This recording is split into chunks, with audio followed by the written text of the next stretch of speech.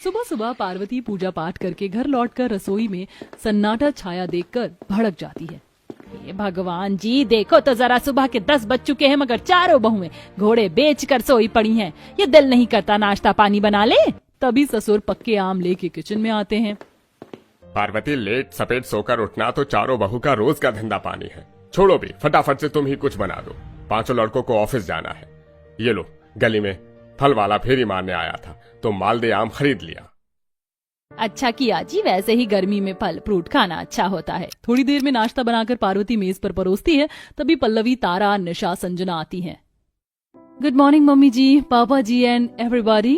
खुल गई मेरी मॉडर्न बहुओं की नींद। बस लेट सेट सोकर उठी और कुर्सी खींचकर बैठ जाओ खाने। शर्म तो आती नहीं बिल्कुल। सासू माँ, हम शहर की मॉडर्न बहुएं हैं और वैसे भी जो करे शर्म उसके फूटे कर्म।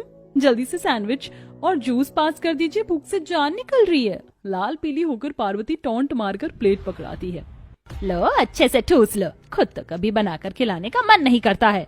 चारों मॉडर्न बहुओं के कान पर पार्वती की बात का जूं तक नहीं रेंगता। थोड़ी देर में चारों शॉर्ट ड्रेस पहन के बाहर आती तो पार्वती टोकती है।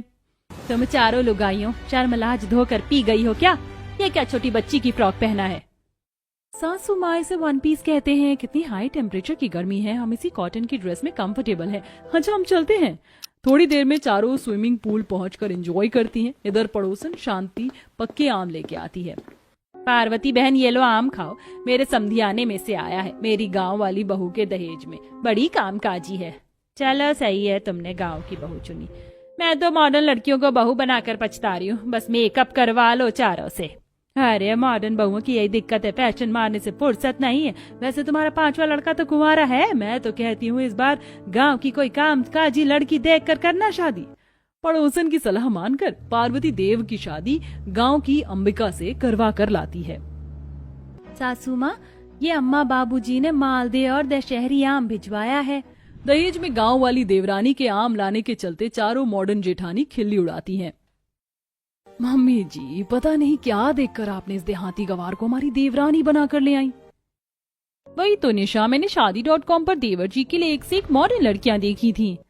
जब हम चारों शादी करके आई थी तो दहेज में furniture, sofa, bed, fridge, AC लेके आई थी, मगर हमारी गंवार देवरानी तो कच्चे पक्के आम लाई है। सही चूना लगा दिया इनके मायके वालों ने। जेठानी जी, ये मालदे और दशहरी बगीचे के ताजा आम हैं। कल मैं आप चारों को इन आमों से व्यंजन बनाकर खिलाऊंगी। आम के पकवानों की बात पर पल्लवी मुंह सड़ाकर बोलती है, तुम ही खाओ गंवारों वाला खाना, हमें कोई दिलचस्पी नहीं है। वैसे भी हम चारों हेल्थ कॉन्शियस हैं। घमंड दिखाकर चारों वहां से चली जाती हैं। तभी पार्वती कहती है, ए गाँव वाली बहू, तू इन चारों की बात को दिल से मत लगाना। ये चारों टेढ़ी कीर है, अब तुझे ही इनको सीधा करना है। सासू माँ, आप चिंता मत कीजिए, मैं सबका दिल जीत लूंगी। शुभम, मोहित, बेटा ये फलों की टोकरी रसोई में रख दो। जी पापा, जी पापा। चलो अंबिका, तुम भी आराम कर लो। इसी तरह अंबिका का उसके शहरी ससुराल में अगला दिन चालू होता है। शुद्ध देसी घी में बने आम के पराठे का स्वाद अलग होता है। बस आम की खीर भी बन गई है और आम पन्ना भी बन गया। अंबिका कच्चे पक्के आम का व्यंजन बनाकर परोसती है। वाह, गांव वाली बहू, क्या बढ़िया लजीज आम के पराठे बनाए हैं तुमने, दिल खुश हो गया। और आज तो नाश्ता भी सुबह 8 बजे खा लिया। जेठ जी, आम पन्ना तो पीजिए। माँ जी, चारों जेठानी जी कहाँ हैं? अभी तक आई नहीं। बहू, 10 बजे से पहले उनकी आंख नहीं खुलती है। शहर की हवा लगी हुई है चारों को। गुड मॉर्निंग मम्मी जी। क्या बात है, आज सूरज पूरब की जगह पश्चिम से कैसे निकल गया? जल्दी कैसे जाग गई? मोहित जी, आप हमें टॉन्ट मार रहे हैं। ज्यादा खिची खिची मत करो बहू, इन्हें भी परोस दो खाना। जी, आम के पराठे, आम की चटनी, आम पन्ना, पेट भर कर खा लीजिए। ओह माय गॉड, इस पराठे में कितना घी है, मेरा तो जी खराब हो रहा है। जेठानी जी, खाकर तो देखे, शुद्ध देसी घी में चिपड़कर आम के पराठे बनाए हैं हम। इतनी गर्मी में ये मीठा मीठा खाना तुम ही खाओ, ये घी तेल वाला खाना जाहिल गंवार कहेंगी। चारों दोबारा से गंवार देवरानी की बेइज्जती मारकर चली जाती हैं। जेठानी जी, ऐसे खाने के बीच में से नहीं जाना चाहिए, अन्न देवता का अपमान होता है। जाने दे बहू, बंदर क्या जाने अदरक का स्वाद। इनको तो घास फूस, ब्रेड, सैंडविच खाने की आदत है। चटोरी हैं चारों, भूखी नहीं रहेंगी। चारों ऑनलाइन खाना ऑर्डर करके खाती हैं रात के टाइम। सुबह सब लोगों ने घी के पराठे खाए थे, अभी दाल चावल के साथ कच्चे आम की चटनी पीस देती हूँ। रात के लिए हल्का भी रहेगा और पच भी जाएगा। थोड़ी देर में दाल चावल आम की चटनी बनाकर परोसती है, जिससे ससुराल वाले शौक से खाते हैं। वाह बहू, फर्स्ट क्लास के दाल चावल बनाए हैं और ये खट्टी मीठी आम की चटनी, ओ हो, बड़ी जबरदस्त है भाई। धन्यवाद बाबूजी। हाँ, आप सब लोग बैठकर डिनर कर रहे हैं, हमें किसी ने बुलाया भी नहीं। तुम चारों को तो तुम्हारी गंवार देवरानी के हाथों का खाना पसंद नहीं है ना, तो जाओ ऑनलाइन ऑर्डर करके होटल से खाना मंगवा लो। दिस इज टू मच मामी जी, वैसे भी ये 2 कौड़ी का दाल चावल चटनी हमें हजम नहीं होगा। पैर पटकते हुए चारों चली जाती है। इसी तरह दिन गुजरते हैं। गांव से आई अंबिका गर्मी के मौसम के अनुसार बदल बदल कर आम का खाना पीना बनाती है, जैसे आम पन्ना, चटनी, पराठे, सब्जी वगैरह, जिससे उसकी तारीफ होती है और चारों जेठानी जलकर खाक होती हैं। हमारी गंवार देवरानी मक्खन तो कितनी सफाई से लगाती है। पूरा का पूरा परिवार इसके हाथों का खाना खाकर इसके ही चट्टे बट्टे बन गए हैं। कोई बात नहीं है, हम चारों जेठानी इसके पीछे हाथ धोकर पड़ जाते हैं। निशा तीनों के कान में कुछ खुसर फुसर करती है। थोड़े दिन बाद पार्वती का जन्मदिन आने वाला होता है, जिसमें सबको बुलाया जाता है। गांव वाली बहू, तुझे तो पता है तेरी चारों मॉडर्न जेठानियों से बस मेकअप करवा लो, खाना तो उनसे बनता नहीं है। अब मेरी इज्जत तेरे हाथों में, कुछ अच्छा सा बनाकर खिलाना कि सब के सब उंगलियां चाटते रह जाएं।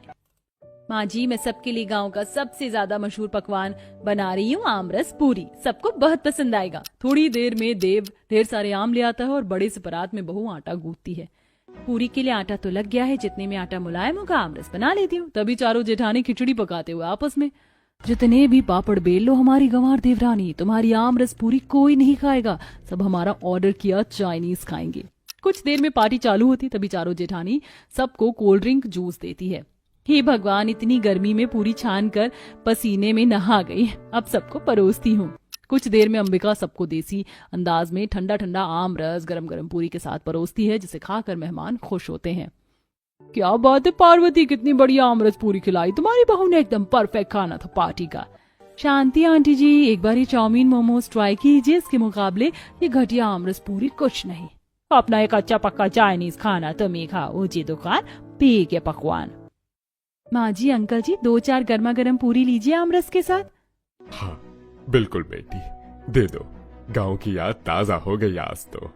अपने माता पिता को देवरानी की बनाई आमरस पूरी खाते देखकर चारों पिनक कर प्लेट फेंक देती हैं। हटाओ ये गंदी सी आमरस पूरी। निशा, ये क्या बदतमीजी है। मम्मी, आप नहीं जानती, इस 2 कौड़ी की देहाती को एक नंबर की चालू चीज है, तारीफ लूटने का एक मौका नहीं छोड़ती। चारों अंबिका को खूब जलील करती हैं, जिससे वो बेचारी रो देती है। बस निशा बहू, तुम चारों बहुत अपमानित कर चुकी हो। अरे तुमसे घर तो संभाला नहीं गया, तब जाकर मैंने गांव वाली देवरानी चुनी। आखिर तुम कब तक और कितनी जलन रखोगे उससे? मिठास तो तुम्हारी जुबान पर है नहीं जरा भी। चारों सबके बीच शर्म से पानी पानी हो जाती है और पछतावे के साथ माफी मांगती हैं।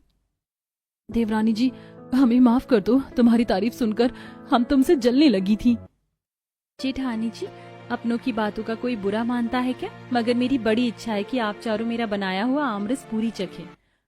इतना सब कुछ हो जाने के बावजूद भी अपनी गांव वाली देवरानी की बात में नरमी देखकर चारों घमंडी मॉडर्न जेठानी की आंखें नम हो जाती है और वो बड़े चाव से अपनी देवरानी का बनाया हुआ आमरस पूरी खाती हैं। सच में देवरानी जी, आमरस पूरी तो कितनी ज्यादा टेस्टी लग रही है खाने में। अब तो तुमसे कुकिंग की क्लास लेनी पड़ेगी हम चारों को। ये सुनकर अंबिका खुश होती है और अपनी चारों मॉडर्न जेठानियों के साथ मिलकर खुशी से रहने लगती है।